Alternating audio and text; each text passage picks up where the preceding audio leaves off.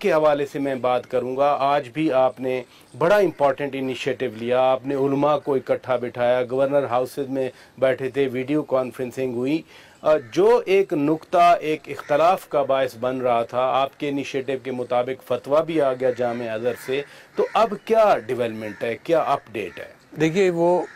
उलमा ने कराची के अंदर भी कल एक एलामिया और एक फतवा दिया जो मैं समझता हूँ बड़ा मुनासिब है, और वो सारे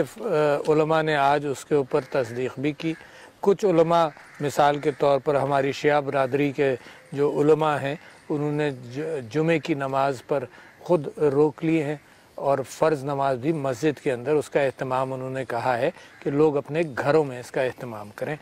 जो दूसरे मसालिक के उलमा हैं, उनके साथ आज इस्लामिक आइडियोलॉजी काउंसिल के क़िबला अयाज साहब मौजूद थे, मिनिस्टर हमारे पीर नूरुल्लाह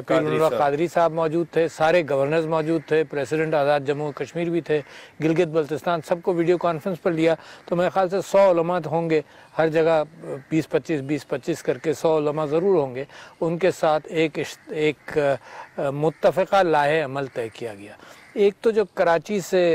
फतवा था, उसके अंदर उलमा ने दरख्वास्त ये थी कि 50 साल से ज़्यादा के लोग ना जाएं, नाबालिग लोग ना जाएं, जो बीमार हैं वो ना जाएं, जिनको कोई शुबा है वो भी ना जाएं। और उसके साथ साथ उन्होंने ये भी कहा कि अगर हुकूमत ये महसूस करती है कि हालात वबा के ऐसे हैं कि हुकूमत कोई तादाद पर पाबंदी लगाए, तो वो हुकूमत की बात को भी मानेंगे। तो लिहाजा ये बात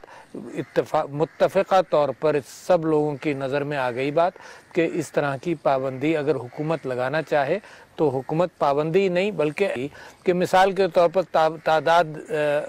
जमात की ये तय हुआ कि मस्जिद में जो बाजमात नमाज होगी, मस्जिद बंद नहीं हो रही, ये तय मस्जिद बंद कैसे तय हो गया कि मस्जिदें बंद नहीं होंगी, मगर जो मोहतमिम है, मिसाल के तौर पर ये अब हुकूमत फैसला कर लेगी। जो मोहतमिम है, जो पेश इमाम साहब हैं, मुअज्जिन है, एक खादिम है, 3, 4, 5 लोगों उसको ये हुकूमत अगर ये बात लगाएगी तो इसकी सारी उलमा पाबंदी करेंगे कि कोई ख़ास तादाद, उनके फतवे में मौजूद है कि कोई ख़ास तादाद का हुकूमत अगर तयन करे तो सारे उलमा हुकूमत के इस कैफियत के अंदर, जब एक वबा फैली हुई है जिसके अंदर कॉन्स्टिट्यूशनल गारंटीज़ के अल्लाह की मशीयत के आगे तो कोई कॉन्स्टिट्यूशनल गारंटी नहीं है। जो वबा इस तरह से फैली है, यकीनन सारा मुल्क इस वक्त जानता है कि ये बड़ी ख़तरनाक वबा है। तो मैंने उलमा से 2-3 और गुजारिशात की। एक तो ईसार के हवाले से मैं समझता हूँ कि मुसलमान दुनिया में हर तबके के मुकाबले में सबसे आगे ईसार के हवाले से रहता है। खैरात,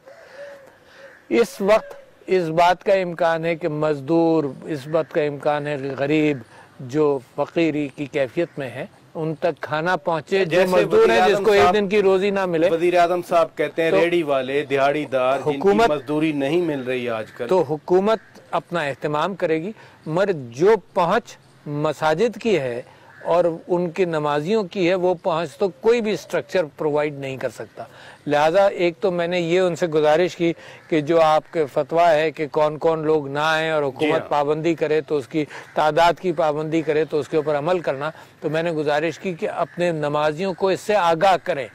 मैंने कहीं की तस्वीरें ये देखी कि अगर पाबंदी सिंध में लगाई गई, उस पढ़े लिखे एरिया के अंदर जहाँ का मैं नुमाइंदा हूँ, वहाँ पर देखा तो मस्जिद में जमात नहीं की तो लोगों ने सड़क पर उसी तरह से जमात कर ली। लिहाजा लोगों को ख्याल करना पड़ेगा। अच्छा, ये ख़तरात बड़े ज़्यादा हैं, यानी अगर कोई हिसाब लगाया जाए कि 1918 के फ्लू में लोगों का हिसाब ये है कि 5 से 10 करोड़ लोग मौत की नींद सो गए, 5 से 10 करोड़ 1918 में। तो आजकल के अगर उसको प्रोजेक्ट करें